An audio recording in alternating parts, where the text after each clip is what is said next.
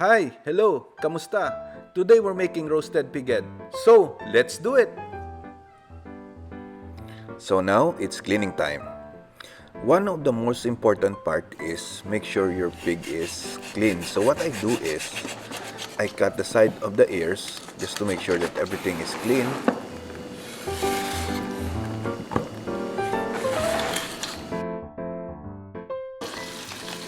And also the mouth is another important thing. Put some salt and rub it with clean new brush. And you could rub the pig's head as well. Just keep on brushing until it's clean.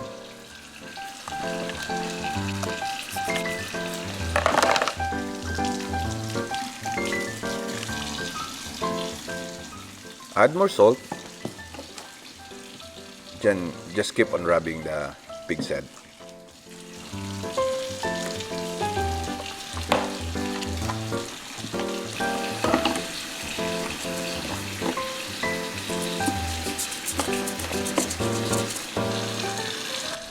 Scrape off excess hair from the pig.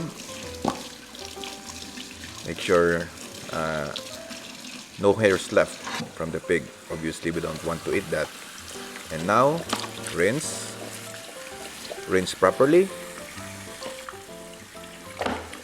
Also from the inside of the pig.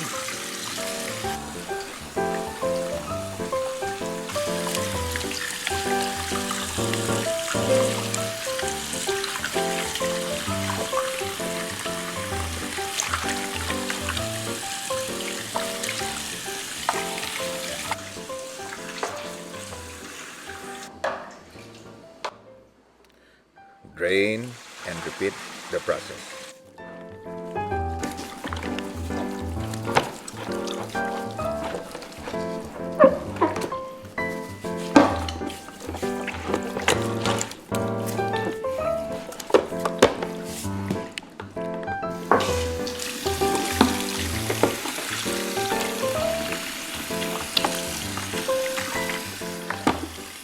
And also for safety measures, I would suggest do it 2 to 3 times, the rinsing and the cleaning process, for safety measures. Okay, we're drain. And last time.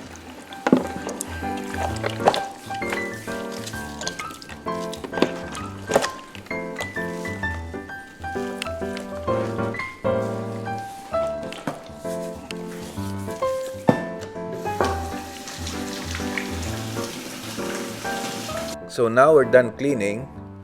We rinse the pig. So put the lemongrass, onions, and garlic, and salt.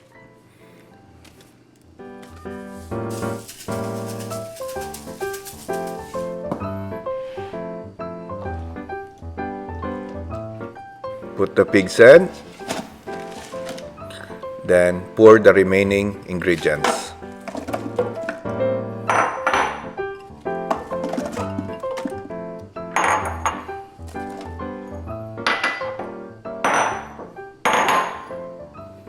Then add some salt.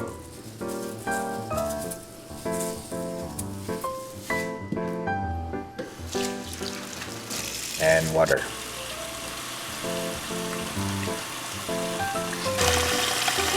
And fill the pot with water. Put salt.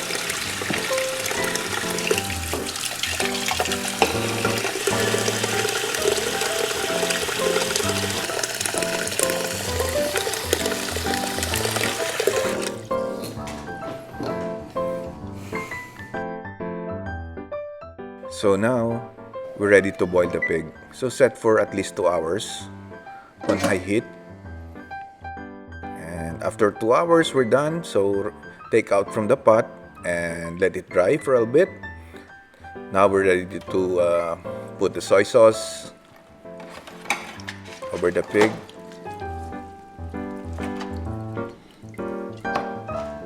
Make sure put in the bottom and also as well as salt.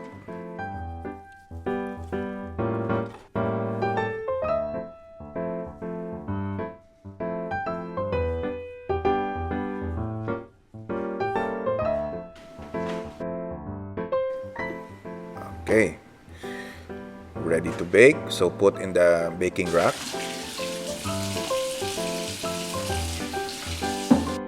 Set the oven to 500 degrees. Set your timer to 1 hour. Then put black pepper.